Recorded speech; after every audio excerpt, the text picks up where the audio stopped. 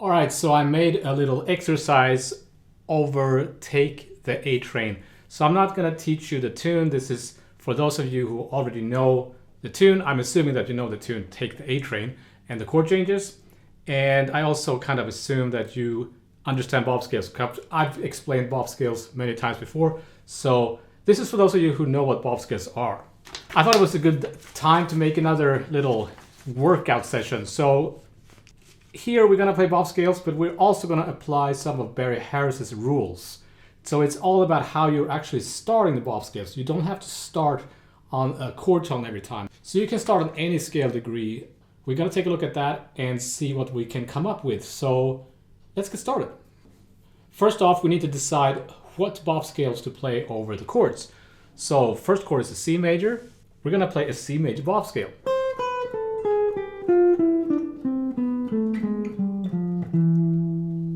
As I'm sure you know, a bop major scale is a major scale with an added flat 6 degree.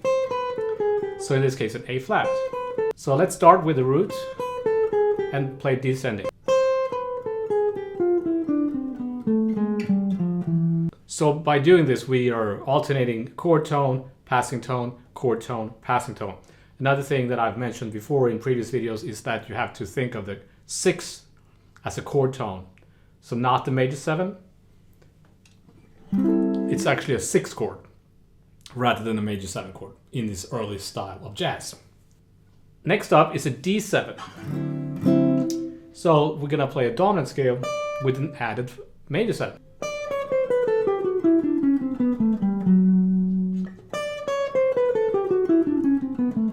Then we have a D minor 7 to G7. We're gonna do the Barry Harris trick and ignore the D minor 7 and think of those two chords as a G7. Because D Dorian and G Mixolydian are essentially the same notes. So we can think of that, those two bars as G7 and play a G dominant bop scale. So it's a G Mixolydian scale with an added F sharp. Works great over both those chords. Then we have a C major 7 again, but this time only 1 bar. And then G7, 1 bar. So the whole first A section sounds like this.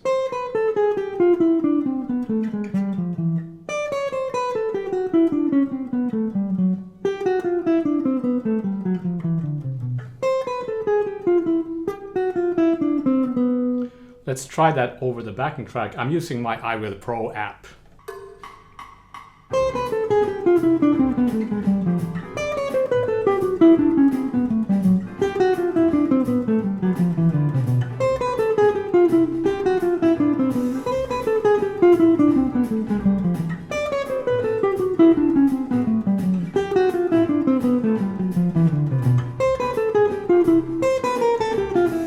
So the chord that leads into the B section is a C7. So there I will just play a C dominant bop scale. It's just 1 bar. Then we have an F major 6 chord for the B section. So I'll play F bop scale, F major bop scale. So I'm adding the D flat.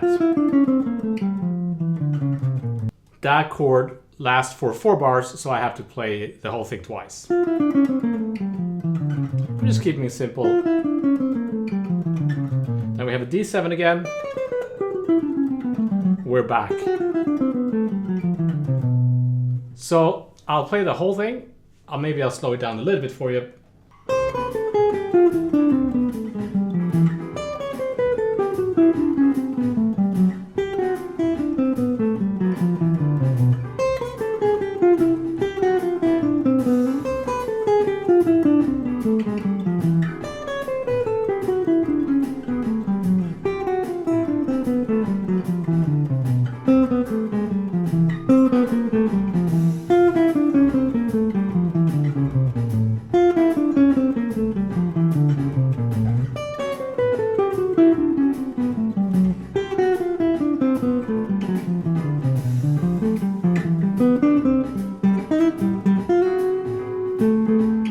we have the bop scales, we'll see what we can do with the very hairy stuff. Before we do that, I know some people are gonna comment that shouldn't it be a dominant scale over the D7 with a G sharp?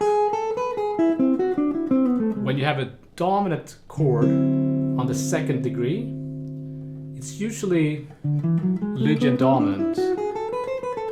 You even have that in the melody of this tune, which really suggests that sound, right? So maybe a better scale would be D Lydian flat 7. However, just because it's in the melody doesn't mean that you have to play that note every time. You have to, if you're comping and if you want to play an extension there and somebody is, like, say, singing, you have to be aware of that note. But when you're soloing, it doesn't mean that you have to play that sharp 11 every time. You can just play Mixolydian. I actually find it a little bit annoying. Sometimes you play with a pianist and they play that chord every time, which kind of forces you to play something that corresponds with that chord, but you don't have to. It's actually better to leave it open. Another thing you need to be able to do is to start on the different chord tones. So you can start on the third.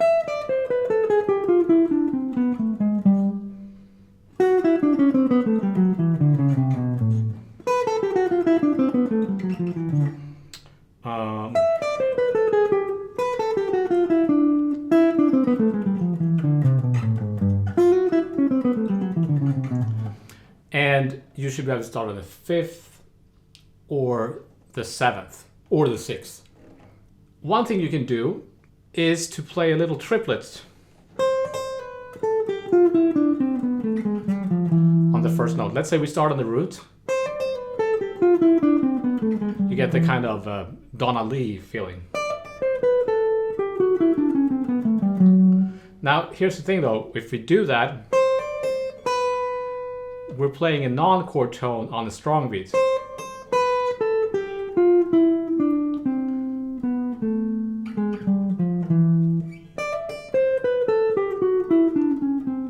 And all that means is that if I'm starting on a non-chord tone, I just play the scale without the added chromatic note until the next octave. Then I'm back to the bop scale.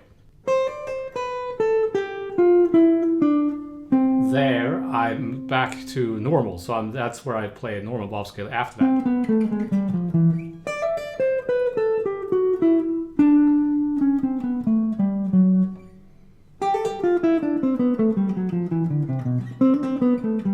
You see there, for example, there wasn't any chromatic notes. That would be wrong if I did that. So I'm just going to give you the first A section and you have to figure out the rest yourself. You have to do something yourself.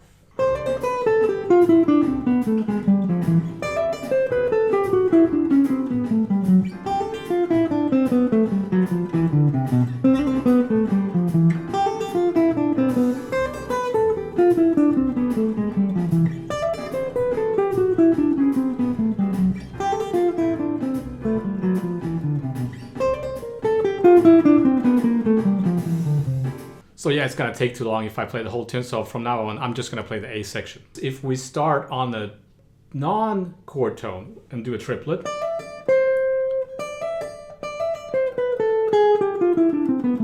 then the first note we're actually playing in the scale is, if you know what I mean, is a chord tone, so then we just play the bop scale.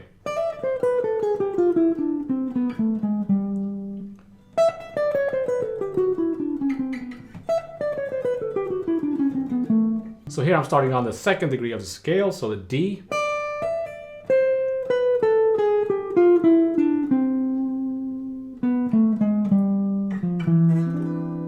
Something to think about is when you play that kind of Donna Lee, is it a triplet?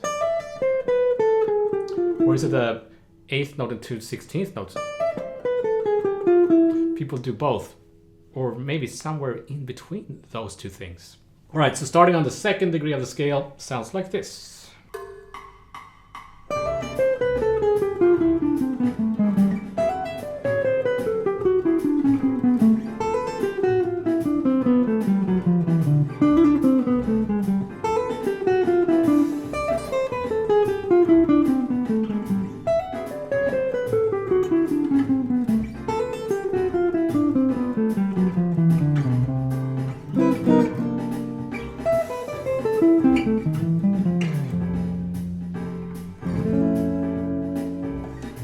So that means that you can continue with this idea, start on the third degree of the scale.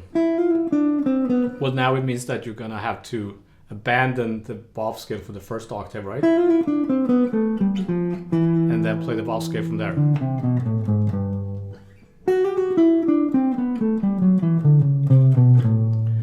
And so it's gonna be alternating. So then you start on the fourth degree, you play the Bebop scale.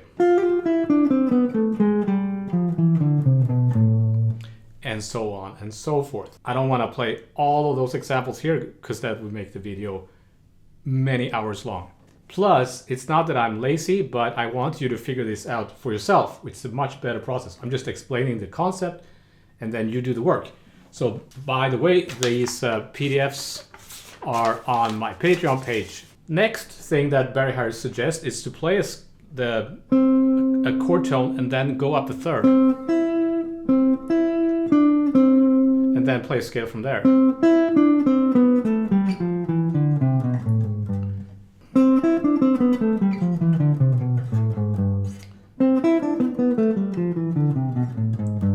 So same thing here, the Bebop scale is not gonna happen until the second octave.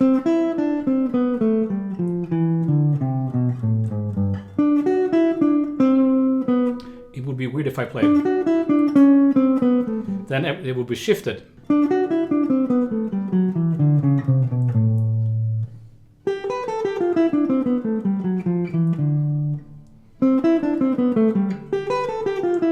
Let's try that.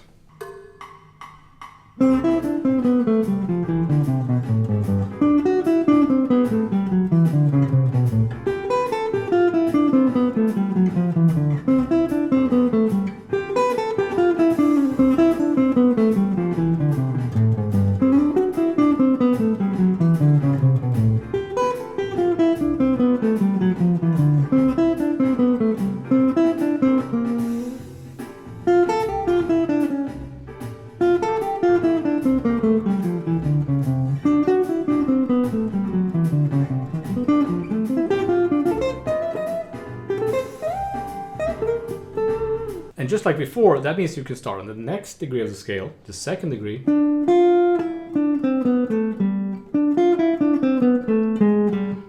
And that means that the first real note you're playing on from the scale is that note, right?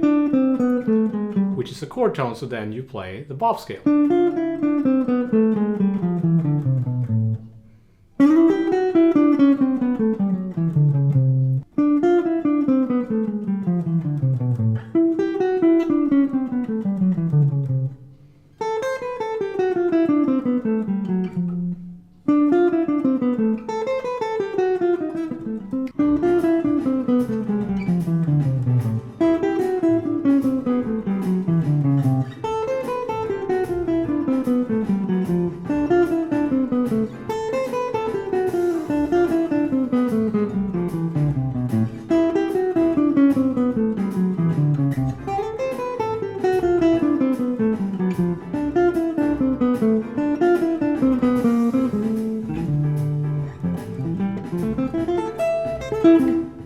Which also means that you can continue and start on the third.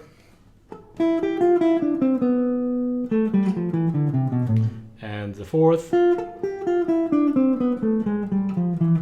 And then apply the rule that, so the rule is kind of hard to explain, but I guess if you start on the chord tone, you play the Bebop scale, the chromatic note, but if you start on a non-chord tone, then you don't do that until the next octave where you're back to normal, as it were. However, there is another thing you can do. You can add more chromaticism, which sometimes is called the 10-note Bebop scale. I have made a video years ago about the 10-note Bebop scale. So adding more chromaticism,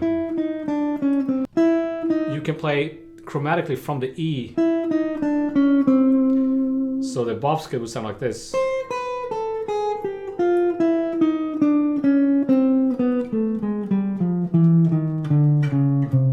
So I'm playing chromatically from the C to the E. And then the A flat as well.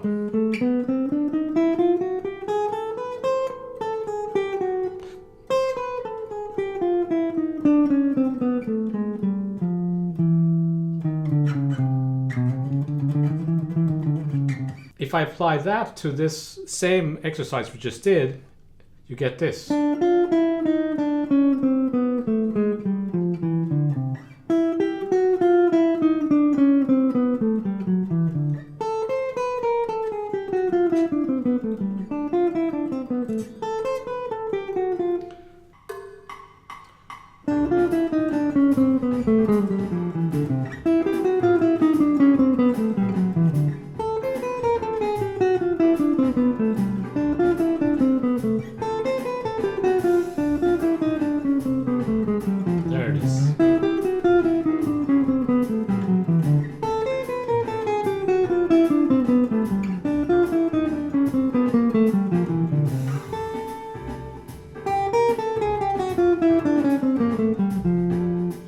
Next thing we can do is start with triad and then play the scale down.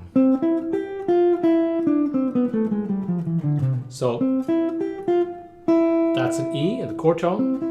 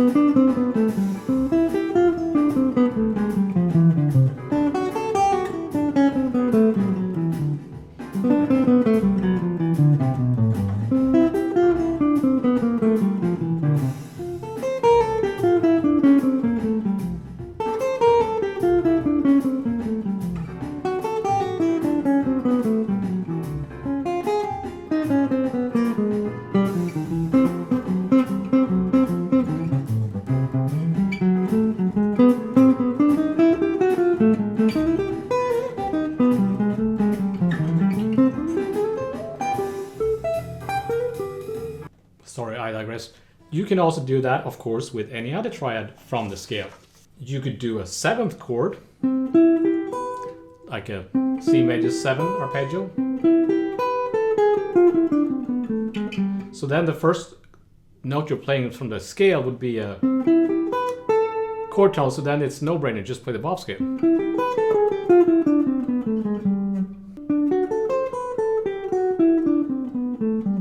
So this is a little bit interesting because here, when I play the C, the first note I'm playing is the chord tone.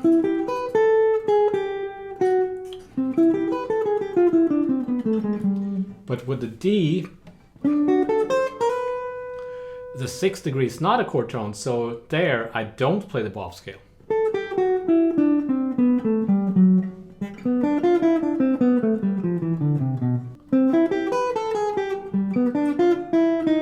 There I threw it in because I had to do something. So sometimes you have to kind of break the rules. This is what that sounds like.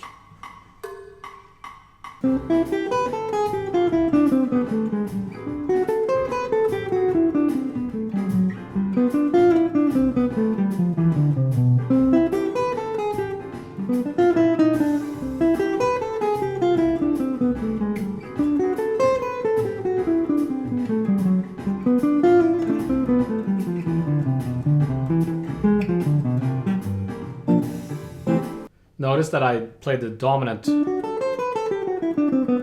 There is no chromatic note there at all. But if I had to, if I want to continue even more, then I would have to throw in that chromatic note. I think you see the logic behind it. You can do the same thing. It's actually more common to start on the 3rd degree and play a 4-note arpeggio.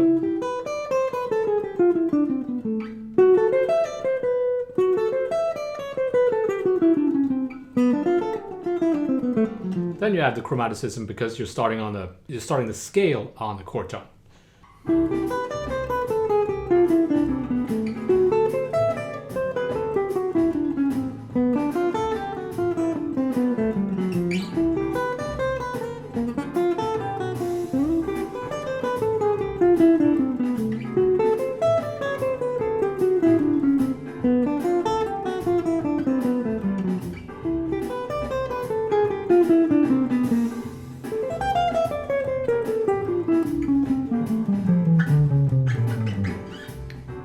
This kind of leads us into this kind of language. Very Parker sounding, right?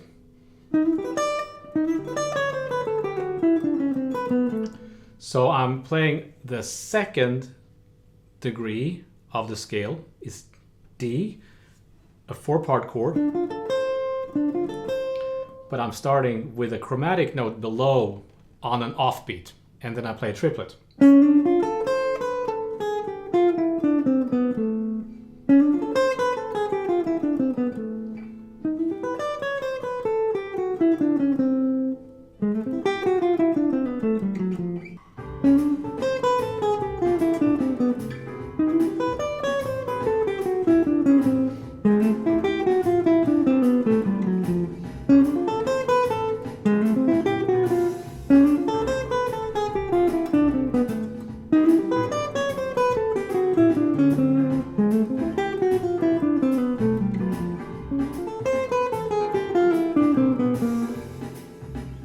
So I'm hoping that you kind of getting ideas from this and that you continue trying all the different scale degrees and obviously try this over other tunes as well. Let's do the third degree.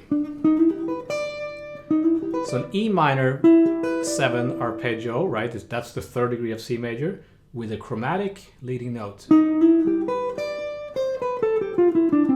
No added Bebop scale notes there.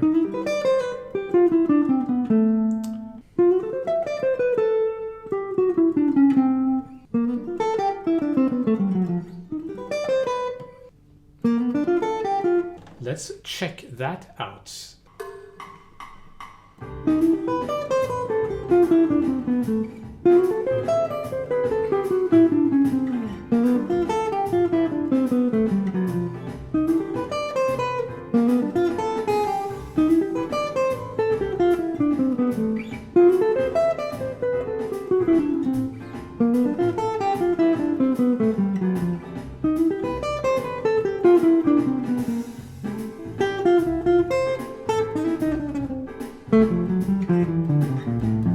There are different ways you can displace it rhythmically and start with the pickup. Might actually be better. Let's see what that sounds like if I start on with the pickup.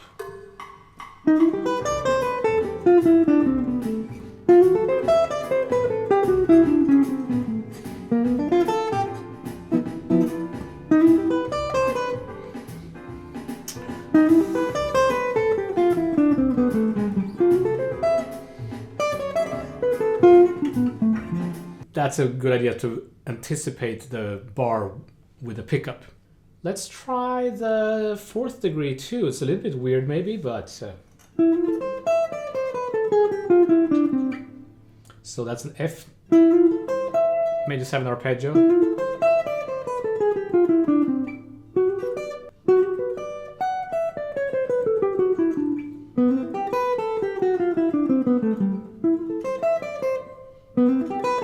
Might sound a little vague, we shall see.